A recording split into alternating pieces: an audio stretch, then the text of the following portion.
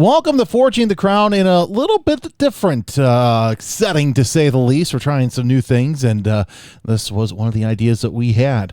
My name is Jeremy Scott. Great to have you with us as we learn more and more about the drivers who are in the Crown Racing Series. This week, I get to sit down with a driver who you've seen him up and down the paddock and up and down the field, and now we get to sit down and talk with him. It's Mihai Neg. And Mihai, first of all, thank you for joining us, and it's great to have you on. Thank you for having me. It's a pleasure to talk to you, and hopefully you get to know more about me. Well, let's start about you as a person. Where do you come from, and how did you find out about racing per se?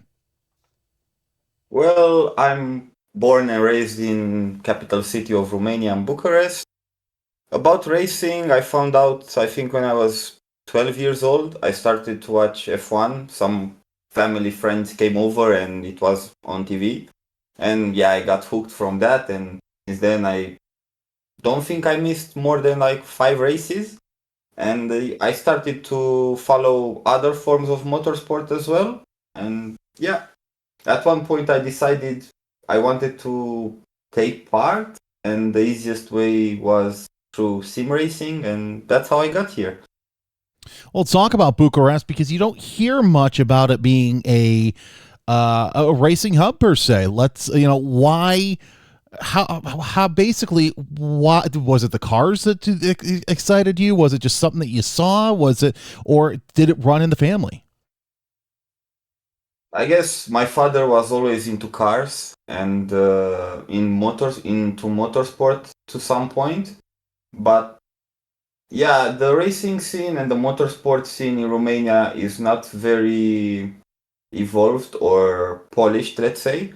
But there are a lot of passionate people here about motorsport. It's just not very structured.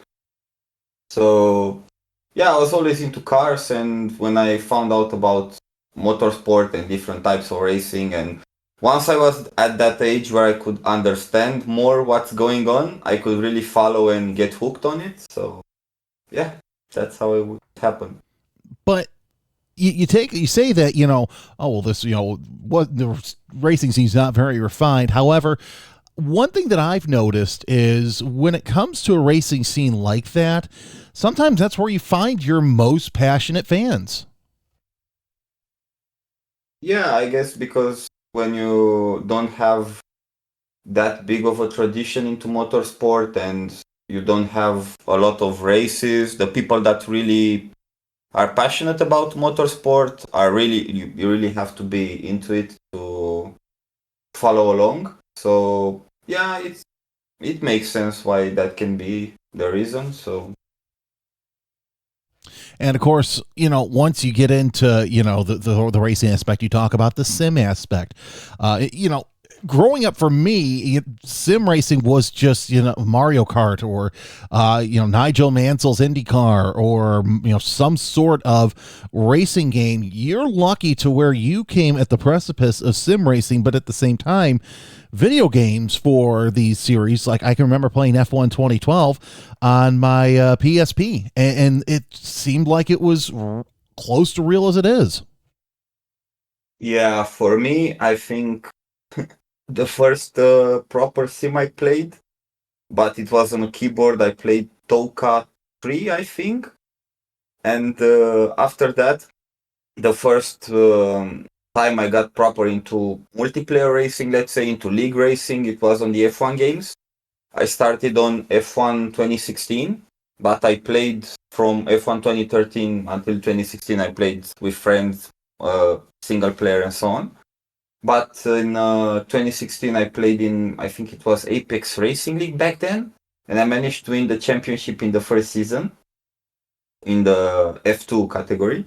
And after that, this was all on the controller because I didn't have a wheel at that time. And after I passed all my school exams and so on, I got my first wheel. And that's when I discovered, for example, for me, Race Room was the first sim I drove and the one where I spend the most hours on. So that's my home sim, let's say, and that's where I grew up as a driver, I guess. And the more that I talk to you guys, it seems like that seems to be the gateway drug to sim racing is Race Room. So, in your eyes, what was it about Race Room that attracted you to it early on? I was always a very competitive person, and on Race Room, it's really accessible, especially back then. You had a lot of free competitions you can take part in. And if you are fast enough, you get to qualify to a championship, which usually has a land final. So the grind, let's say, the fact that you know if you're fast enough, you get to make it to a proper LAN event and get to race the other really fast guys. So for me, that was the case. In my first championship on Race Room, I managed to qualify to, I think it was Avia e-racing series or something like that at the Nürburgring, and I had only 30 or 40 hours in the sim, and I managed to go to the Nürburgring to the final. So yeah, that was a crazy experience for me, and since then I just kept getting faster and faster, and yeah. Now, at what point did you hook up with? Because obviously you either go several different routes. You can go obviously the iRacing route, which we're in now. You can go to Assetto Corsa. Where did you end up next after Race Room? So far, I tried Assetto Corsa Competizione. There was some Romanian league at one point for sim racing, and I dabbled a bit with it, but it wasn't really my cup of tea. Like it was okay for me to drive, but it was I didn't excel at it, let's say. And for iRacing, I started transitioning to iRacing slowly when the race from esports scene kind of started to cool off. Because in the past days we had WTCR, we had Cupra Sim Racing Series, we had a lot of championships.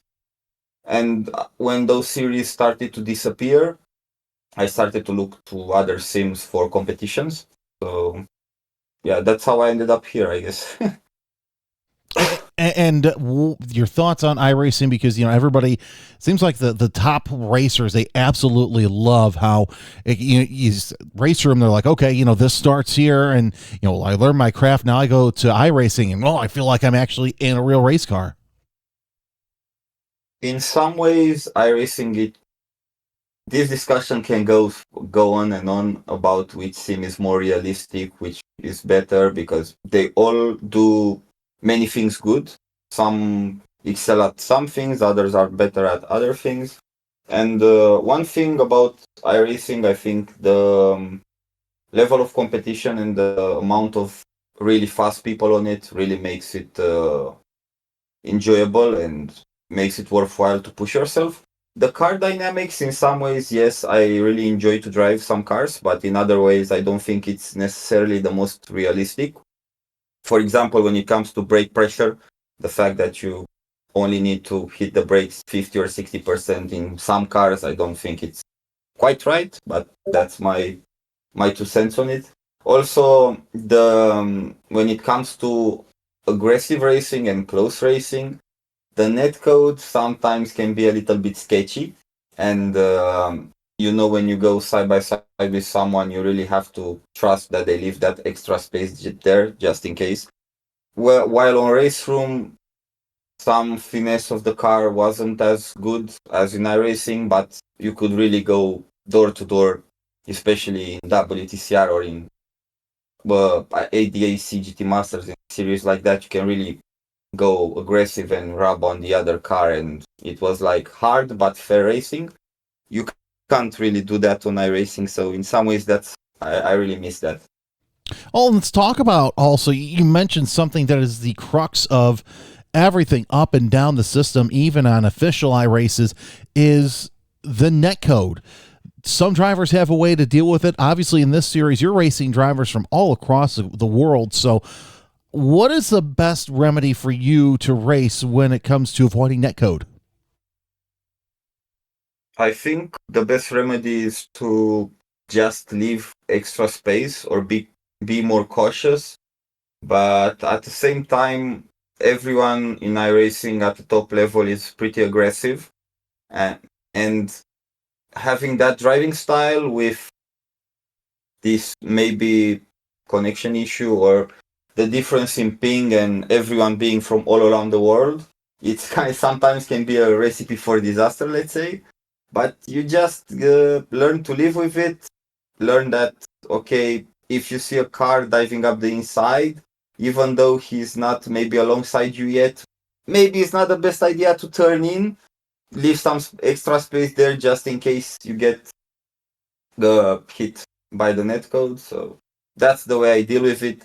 It kind of changed me in a way, because when I came from race room, I was a little bit more aggressive, more assertive in some ways. But I found out here, if I try to do the same things, I get taken out, not necessarily by my fault, but because of the contact model and how the cars react and so on. So it's just something you have to learn to live with it. And of course, there's always successes up, to go up to where you're at today, but it always takes one defeat to really fuel the fire. What was that big defeat for you? In iRacing or in general? In general. I think for me, one of the biggest defeats, I had many, so I have to pick, I have from where to pick. I think in 2021, I tried to qualify for DTM Esports, and I managed to fail at the last possible moment. In the last lap, I got overtaken. And if I just maintained that position, I would have made it into the main championship. So that was really low point for me mentally.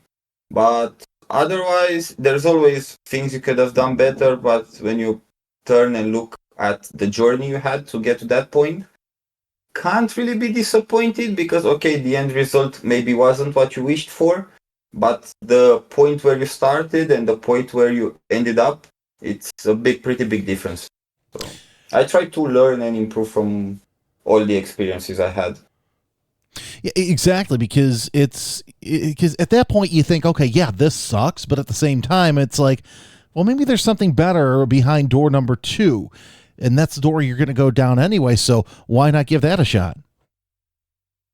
Yeah, there's always a next challenge. There's always gonna be the next championship. So as long as you learn something and get better at what you're doing and keep improving, that's the best thing you can do. Exactly. You can't, you shouldn't regress. So maybe, find a way to move forward. And obviously, now you're presented with this big opportunity here to represent yourself in the Crown Racing Series. So let's talk about the Crown Racing Series. So far, it seems like you're having a good time.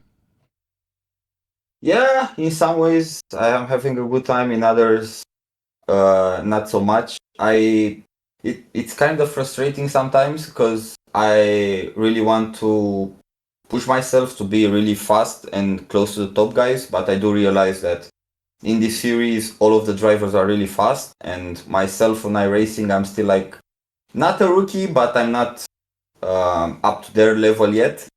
So in some way, each round, I'm trying to close the gap to the fastest guys, but each time when I'm still 2, 3, 4 tenths off, I may be getting a bit not frustrated, but I want more from myself. So I think that's a good thing, but yeah, I just want to keep improving and show that I can have the speed also on iRacing. Well, and that's part of it too. Is with iRacing, you can't get that feel by the seat of your pants to really know whether or not, okay, I can push it harder here, or I've got to back it off here. But at the same time, you're racing with some of the top drivers in the system, and it's got to feel good when you're close to them during a race. Yeah, it definitely feels good, and it's rewarding knowing that those guys are some of the fastest guys on iRacing, and I can hang with them, let's say. But yeah, I always want more, and I'll keep pushing and improving. Especially in the dry, in the rain. Somehow I'm pretty competitive, and I love driving in the rain. But in the dry, I still have that extra edge to find. Well, let's talk about that. Is some drivers, they thrive in the dry, but in the wet they just completely lose it. You're one of those drivers who give you more wet races. Yeah, if the decision would be made by me, I would have most of the races wet. For me, it's really fun when you get to drive in lower grip conditions. It's more about adapting each lap, and each lap can be a different track to the previous one. So it's more about finessing your way around the lap, not executing every corner to the down to the last millimeter like it's on the dry. But yeah, it's you have to feel more the car. The grip is less. It moves around more. I don't know. I just love it. To be honest. Well, no, and here's the thing: they always say that rain is the great equalizer. So it makes sense that you're sitting there and saying, you know what? Yeah, just give me, give me the wet all day, every day. Yeah, I understand why they say that. I guess for the guys that drove that have thousands and thousands of hours in the dry on iRacing, maybe it doesn't come as natural as it does for myself. I have a lot less time spent on iRacing compared to them. So I guess that maybe comes to an advantage for me. So yeah, bring on the rain. All right, tell me more about Mihai. What was it like growing up in Romania? For those who are probably listening to this and figuring more out about you. I mean, it was I don't know, fun experience. I guess it's Eastern Europe. It's yeah, I guess very different to growing up in other countries. Pretty fun going to school.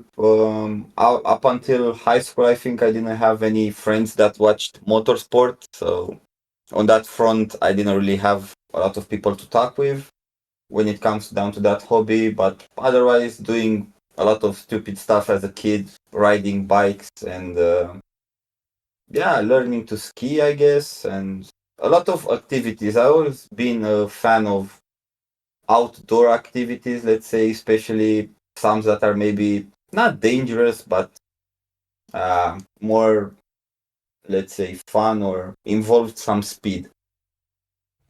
So basically, you're talking about like mountain biking and things like that.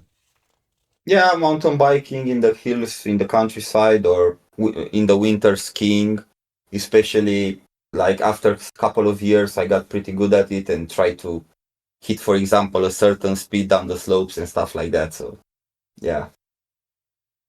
All right, and of course, also something that rang out to me too. It's like you said, well, there weren't many people who I grew up with, who I were friends with, who had who liked motorsport. And I find that the older I get, the more that my friends obviously are in the motorsports circles as well, but they're not someone I can call on to say, hey, I need to help move. There's someone I can call on to say, hey, I'm in your area, let's go grab a drink or something.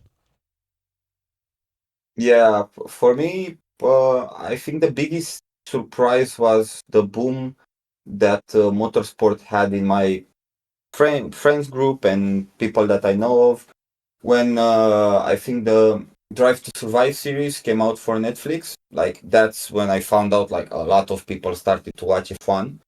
But up until that point, when it came to watching F1 races, I had a really good friend from high school that we were like debriefing after each race and discussing and so on. But other than that, I didn't have a lot of friends that understood motorsport or team racing, let's say. So on that front, but I was really lucky to have a lot of great friends otherwise. So I'm okay. And I was talking to a coworker about a couple weeks ago who she pulled me aside and she goes, hey, me and my boyfriend are getting involved in watching Drive to Survive. And the first thing that I said, I go, that's fantastic. Guess what? Now you've entered the gateway drug into motorsports. Yeah, I have a pretty I don't know if it's a controversial opinion regarding Drive to Survive. I'm not really big fan of it because in some ways it promotes a lot of drama and stuff that really is not about pure racing, and it's not the same thing I grew up and it's not the reason why I fell in love with F1, for example. It's not the same mm, view when it comes to the sport. So in that way, maybe I'm not that big of a fan of that series, but it brings a lot of new people to F1, and maybe once they get to understand this is how this sport works and so on, they get to change their opinion on it. But yeah, me personally, I'm not that big of a fan of the show. I don't think I watched more than like 2 or 3 episodes in total. So Yeah. that's my take on it. No, and I totally agree with you. But then again, you and I've been in the sport well before Drive to Survive came in, so we knew that okay, this is all just fluff and BS and drama. And I think the best part of season 1 was Kimi Räikkönen, because Kimi was Kimi. Yeah, Kimi growing up was my favorite driver since 2012 until he retired. He was the driver I supported. So yeah, watching him on Drive to Survive, it was like not a recipe for disaster, but I knew from the start how it's gonna go. So yeah. Yeah, I mean, don't get me wrong. I'm glad that it's there to give the people a look at what motorsport can be like, but it's not the full exact picture. Obviously, you and I've been we've been to races and we've been in paddocks, and we know that it's just a lot of working on the car, sitting around waiting. Not much drama, with a lot of it manufactured for the Netflix series. Yeah, true, and also maybe it promotes a side that it's not so much sporting. Like I found out that some people that watch Drive to Survive are not really into the racing part, or not necessarily the racing part, but understanding how much these people work to extract the limit and to get to their limit, to extract as much lap time as possible out of the car, or the technical know-how behind everything that happens. It's more like the drama, not the beef, but it's more on the human interaction side, not the sporting side. But yeah, I think it's a good addition as long as it brings a lot of more attention to the sport. I think it can be good. But yeah, there are always two sides of the story, I guess. Oh no, I totally agree with that. All right, so before we let you go, we'd like to kind of get inside the head even deeper than what we've already gotten into, and basically get to know you a little bit better as well. So what I will do is I will give you a topic, and then you, in as little words possible, like 1 or 2, tell me what you think of that. Are you ready? All right, let's go. DNF. Sad. Box. Fast. Okay. I know what this one is, but it's gonna be a lot of fun. Rain. Enjoyable. Understeer. Hated. Media day. Can be fun. Okay. Stewards. Boring.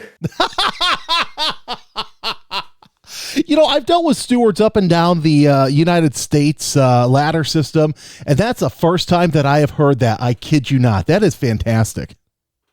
I'm glad to be original then. No, that's a good one. Red Mist. Happens. Monaco. Tradition. Championship. Goal. Let's go wind tunnel. Aerodynamics. Okay. Suzuka. Fun. Yeah, that's a fun one. Always love sitting in the booth for that one, because you never know what you're going to get. It seems like 9 times out of 10 it's wet, so that leads to whatever. I would love to sit in the grandstand in the first sector. Yes, just watch the cars go in transition. That's amazing. And I think those mounds right there that you have off the S's that are drivers left, I think right there will probably be about the best place to watch the cars at speed. Yeah, watching the transition between the corners and watch the car, how it loads the suspension, everything, like it's beautiful. Oh, no, I agree. And not just F1. I want to see what the Porsche Cup cars can do there. I want to see what the F2 and F3s can do there as well. Also, the Super Formula is really fun there. I've been starting to get into that the past couple of years, because those cars, those are absolutely fantastic, and something I wish IndyCar would adopt here in the States. Yeah, for me in iRacing, I think that's the best car, like the most fun car I have to drive in iRacing. I really love it.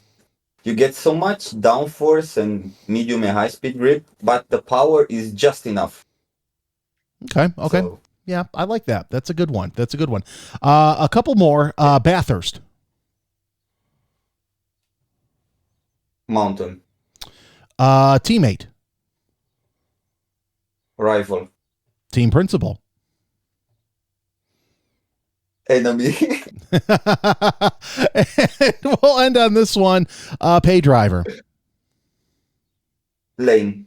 Okay, okay, that's a good one. I mean, yeah, that's how I felt when they really started infiltrating the motorsport system. But at the end of the day, they're the ones who sometimes bring on the really, really good drivers because a lot of these teams, this isn't the '90s where we have sponsorship flowing everywhere.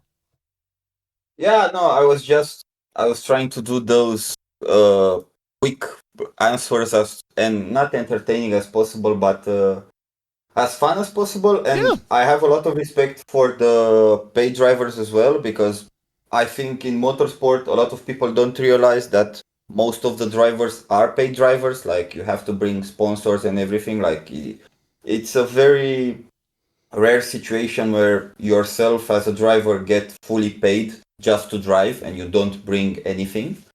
So I think a lot of people don't realize how many drivers are actually paid drivers, let's say, in some ways.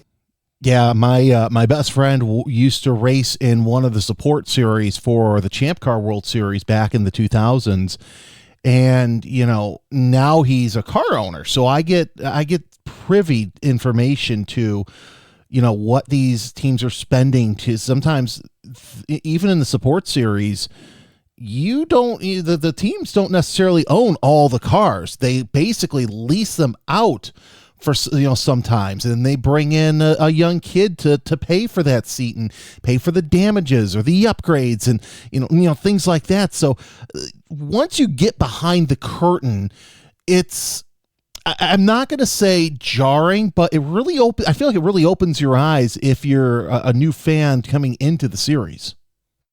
Yeah, at the end of the day, it's a business and it's a very expensive hobby and sport to get into, like even from karting and growing up from karting to F4 or whatever, it's really expensive. So to make it worthwhile financially, you really have to be in the top, I don't know, 0.1% or something. Otherwise, you really have to, I don't know, market yourself out, get some sponsors to help you pay for that seat. Because at the end of the day, if the team doesn't have enough money to pay and have all the cars and you need to help them as well to take part in the championship, yeah, it's tough financially at the end. Well, and I can't tell you how many drivers that I know who, they've won championships, they've won races. Well, guess what? Now they're on the sidelines, they're on the pit box as a driver coach for these lower series. So it is a very, very tough sport. And, if you can make it work, hey, more power to you. But, at the end of the day, that's why I wear the headset is because, everybody's like, why didn't you drive? Well, you know what? I don't have an unlimited bank account. So that's why. Yeah, understandable. I think it's the same for a lot of people because I guess in the old days there were more bad examples of paid drivers, like some drivers who really were pretty bad got into even the top series of motorsport. But now, I guess maybe a controversial topic. I don't think Lance Stroll is maybe as bad as people give him credit for, or the opposite of credit. Because okay, he's a paid driver, but he's still pretty decent. He's like at F1 level compared to maybe some drivers in the past who were really like a lot of the top guys. So even the people that are considered to be paid drivers are not as bad as it seems, let's say, And I think and that are still like great drivers. Yeah, and I think that that's a very fair argument because, how many podiums does Lance Stroll have? Is he at the back of the pack, 24/7? No. He is like everybody else on the grid trying to figure out how their car operates, how to get their car going, and sometimes he just can't figure it out faster than everybody else. That's the glory of racing, though. It's going to happen, and everybody learns at a different pace. And, it's also going to make the point about, funding. I feel like that now with the rise, the new renaissance in iRacing and sim racing in general, that this is a great stepping stone for a lot of drivers who can't necessarily afford to go karting, can't afford a 1600 ride or a 2000 ride or something to that effect. Yeah, in this day and age, and especially with the exposure that Max Verstappen gave for sim racing, with all the races he does in iRacing, and the fact that he now owns a team in the sim, it's really important because it really opens up the pipeline, let's say, between sim racing and real racing. Teams are starting to figure out that you can get a really fast driver from iRacing, let's say, instead of spending hundreds of thousands of dollars or euros to help a kid go through karting and then F4, Euro Formula, and so on. You can just pick a guy up from iRacing, help him 2 or 3 months get settled into the car, transition from sim to real, and you have a really good driver. So And on that, let's go ahead and just wave the white flag on the show. Mihai, thanks for joining us. Absolutely fantastic conversation. For those who are looking to follow you on social media, how can they do so? thank you for having me in first, and you can find me on Instagram most of the time at Mihai Neg. Pretty simple. So other platforms I don't really use. Maybe I use X sometimes. At I think Michael X99 is my account. So that's where you can find me, mostly on iRacing or Race Room. I drive, so see you on track. See you on the track indeed. Mihai, thanks for joining us, and we'll see you next time on Forging the Crown.